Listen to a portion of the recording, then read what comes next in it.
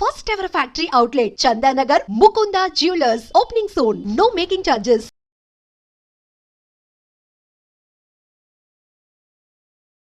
సంగారెడ్డి జిల్లా అమీన్పూర్లో ఎప్పుడైతే రజిత ఆమె ముగ్గురు పిల్లలకు పెరుగన్నంలో విషం పెట్టి చంపేసింది అన్నటువంటి వార్త ఎప్పుడైతే బయటకు వచ్చిందో అప్పటి నుంచి కూడా ఈ కేసుని చాలా సీరియస్గా తీసుకుంది పోలీస్ శాఖ కూడా. అసలు నిజాలు ఏంటి, ఎందుకని సొంత పిల్లల్ని, అది కూడా ముగ్గురు పిల్లల్ని, కేవలం 12, 10, 8 సంవత్సరాల పిల్లల్ని ఎందుకు చంపేసింది అనేటువంటిది ఒకటి. ఆ తర్వాత ఆమె కూడా ఆ విషం కలిపినటువంటి అన్నం తిన్నది. ఆ తర్వాత ఆమెకు కూడా కడుపు నొప్పి వచ్చిన తర్వాత వాళ్ళ భర్తనే స్వయంగా దగ్గరలో ఉన్నటువంటి ప్రైవేట్ హాస్పిటల్కు తరలించిండు అనేది ఫస్ట్ ప్రాథమికంగా మనకు తెలిసినటువంటి సమాచారం. కానీ పోలీసుల ఇన్వెస్టిగేషన్లో రోజుకో నిజం బయటకు వస్తున్న పరిస్థితి. యాక్చువల్లీ ఇదంతా చేసింది కన్న తల్లే, ఎవరైతే పిల్లల్ని చంపిందో ఆమె ఇదంతా కూడా చేసింది.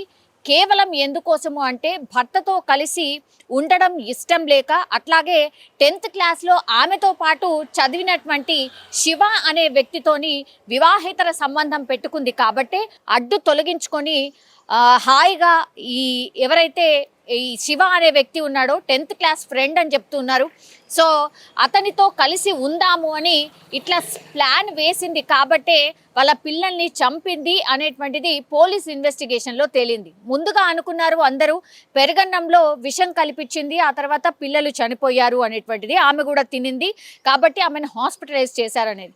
ఇది కూడా ఒక నాటకమే అని పోలీసుల ఇన్వెస్టిగేషన్లో తేలింది. యాక్చువల్లీ ఆమె ముగ్గురు పిల్లల్ని విషం పెట్టి చంపలేదు, ఒక్కొక్కరిని ముక్కు మూసేసి ఆమెని దారుణంగా చంపేసినట్టుగా ఆమె స్వయంగా పోలీసుల ఇన్వెస్టిగేషన్లో చెప్పినట్టుగా మనకైతే ఇన్ఫర్మేషన్ ఉంది. సో ఒక్కొక్క విషయాన్ని ఆమె ద్వారా తెలుసుకునే ప్రయత్నం చేసినప్పుడు ఇదంతా బయటకు వచ్చిన పరిస్థితి. ముందు చెన్నయ్య అంటే భర్త మీదనే అనుమానం వ్యక్తం చేశారు. ఎందుకంటే ఆ భర్తకి చెన్నయ్యకి ఇది రెండవ పెళ్ళి, బట్ రజితకు మాత్రం ఫస్ట్ మ్యారేజ్.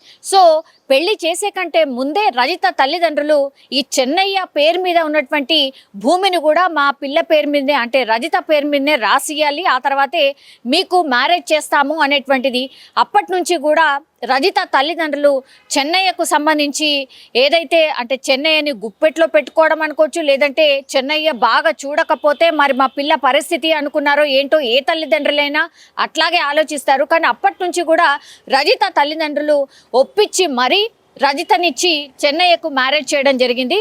అయితే చెన్నయ్య మొదటి భార్య అనారోగ్యంతో చనిపోయినట్టుగా చెప్తున్నారు. ఆ తర్వాతనే చెన్నయ్యకి రజితనిచ్చి మ్యారేజ్ చేయడం జరిగింది. కానీ వీళ్ళిద్దరి వయసు చాలా తేడా ఉంది. అంటే రజితకు 30 సంవత్సరాలు అయితే చెన్నైకి 50 సంవత్సరాలు. సో పూర్తిగా 20 సంవత్సరాల డిఫరెన్స్తో మ్యారేజ్ చేయడం జరిగింది. మరి అప్పుడు రజితని ఒప్పించి మ్యారేజ్ చేశారా ఏంటి, ఆ కోణంలో కూడా విచారణ చేసినప్పుడు రజిత అవును మా తల్లిదండ్రులు ఇచ్చే స్తోమత లేకపోవడంతో సెకండ్ మ్యారేజ్ అయినటువంటి ఈ చెన్నైకి ఇచ్చి మ్యారేజ్ చేయడం జరిగింది. నాకు ఇష్టం లేకుండే, నాకు మొదటి నుంచి కూడా ఈ శివ అనే వ్యక్తే ఇష్టము అనేటువంటిది ఇన్వెస్టిగేషన్లో పోలీసులకు చెప్పినట్టుగా కూడా చెప్తున్నారు. అయితే 13 సంవత్సరాల తర్వాత మళ్ళీ శివతో ఎప్పుడు కలిసింది ఏంటి అని అంటే 6 నెలల క్రితం ఈ 10th క్లాస్ బ్యాచ్ వాళ్ళు ఎవరైతే ఉంటారో, ఇప్పుడు శివ కావచ్చు రజిత కావచ్చు, ఆ స్కూల్ మేట్స్ ఎవరైతే ఉంటారో ఆ బ్యాచ్ అంతా 6 నెలల క్రితం వీళ్ళందరూ ఒక గెట్ టుగెదర్ని ఏర్పాటు చేసుకున్నారు. అప్పుడు మళ్ళీ శివతో కొంత ఎక్కువగా చనువుగా ఉండడం, అక్కడి నుంచి వాళ్ళు ఫోన్లు మాట్లాడుకోవడం కావచ్చు, వీడియో కాల్స్ తరచుగా అప్పుడప్పుడు కలిసినట్టుగా కూడా పోలీసుల ఇన్వెస్టిగేషన్లో తేలింది. సో పూర్తిగా వీళ్ళిద్దరూ డిసైడ్ చేసుకొని ఇంకా నేను ఉండలేను, నా భర్తతో పాటు నేను ఉండలేను, నాకు ఇష్టం లేని పెళ్లి చేశారు కాబట్టి నేను నీతో పాటు వచ్చేస్తాను అని శివకు చెప్పడం, ఆ తర్వాత పిల్లల్ని చంపడానికి అడ్డు తొలగించుకోవడానికి వీళ్ళిద్దరూ ప్లాన్ చేసినట్టుగా పోలీసుల ఇన్వెస్టిగేషన్లో తేలింది.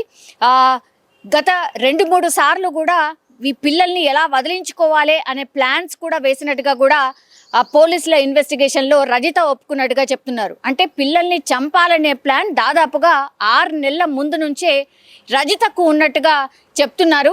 సో ఏ మాత్రం కూడా ఇష్టం లేని పెళ్లి చేసినట్టుగా రజిత పోలీసుల ముందు చెప్పినట్టుగా కూడా ప్రస్తుతం అయితే మనకున్నటువంటి ఇన్ఫర్మేషన్. సో శివ అట్లాగే రజిత ప్లాన్ ప్రకారమే పిల్లల్ని తొలగించిన తర్వాత, పిల్లల్ని అడ్డు తొలగించుకున్న తర్వాత చెన్నైని కూడా అట్లనే అడ్డు తొలగించుకోవాలి అనుకున్నారు. అందులో భాగంగా ప్లాన్ కూడా వేసిండ్రు. కానీ ప్లాన్ ఎక్కడో బెడిసి కొట్టింది.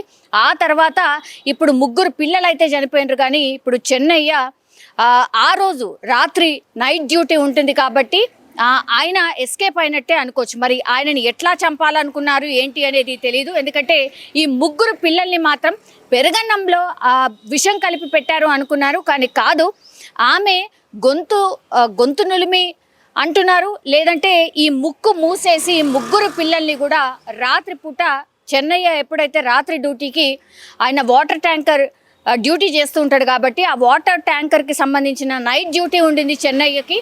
ఆ రోజు ప్లాన్ ప్రకారం 3 పిల్లల్ని చంపేసింది. ఆ తర్వాత కడుపు నొప్పి అని నాటకం ఆడింది రజిత. అందులో భాగంగా హాస్పిటల్ అయితే జాయిన్ అయింది.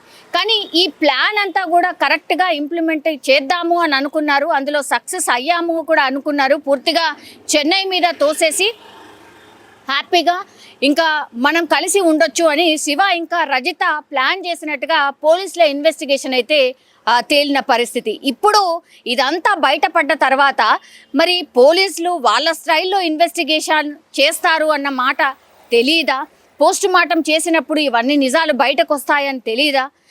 అట్లాగే ఇప్పుడు రజిత ప్రవర్తనలో కూడా చెన్నైని విచారణ చేసినప్పుడు, అంటే రజిత భర్తను విచారణ చేసినప్పుడు రజిత బిహేవియర్లో కూడా చాలా మార్పులు వచ్చాయి.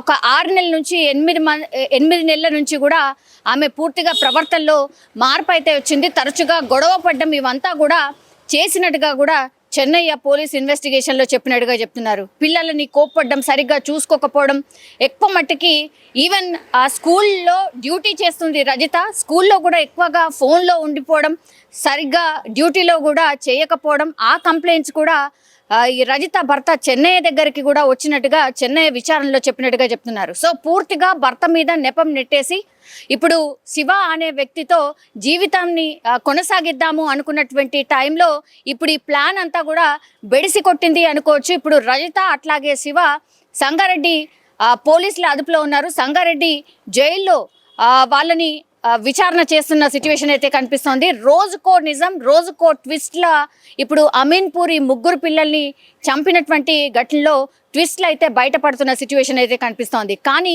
ఘోరాతి ఘోరం, అట్లాగే ఇంత దారుణంగా కన్న తల్లే 3 పిల్లల్ని చంపడం ఇప్పుడు ఇప్పుడు ఈ స్టోరీ తెలిసిన వాళ్ళు ఆర్ ఈ ఇన్సిడెంట్ తెలిసిన వాళ్ళు ఎవరైనా పూర్తిగా ఆమెను ఉరి తీయాల్సిందే, ఆమెను శిక్షించాల్సిందే, ఆమెను వదిలిపెట్టద్దు. ఇట్లా కూడా ఉంటారా సమాజంలో? అసలు ఏం జరుగుతోంది? ఇంత దారుణమైన సంఘటనలు ఎందుకు చేస్తున్నారు? అట్లాగే కన్న తల్లే ఇంత కర్కశంగా వ్యవహరిస్తుందా? ఇట్లా రకరకాలుగా అందరూ మాట్లాడుతున్న సిచ్యువేషన్ అయితే కనిపిస్తోంది. కానీ ఆమె మనసులో ఏముందో, ఆమె ఏమనుకుందో అది చెయ్యాలనుకుంది.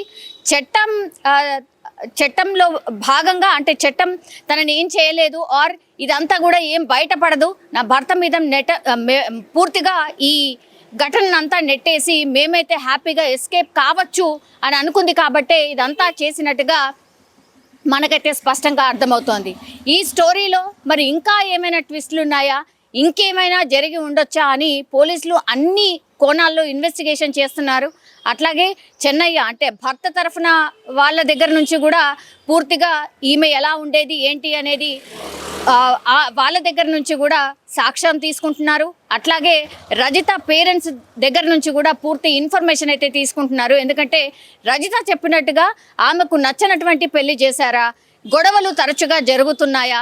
ఎందుకంటే ఈ పిల్లల్ని చంపిన తర్వాత రజిత హాస్పిటలైజ్ అయిన తర్వాత రజిత వాళ్ళ అమ్మ కావచ్చు, నాన్న కావచ్చు పూర్తిగా అల్లుడి మీదనే నెపం నెట్టే ప్రయత్నం చేసిండ్రు.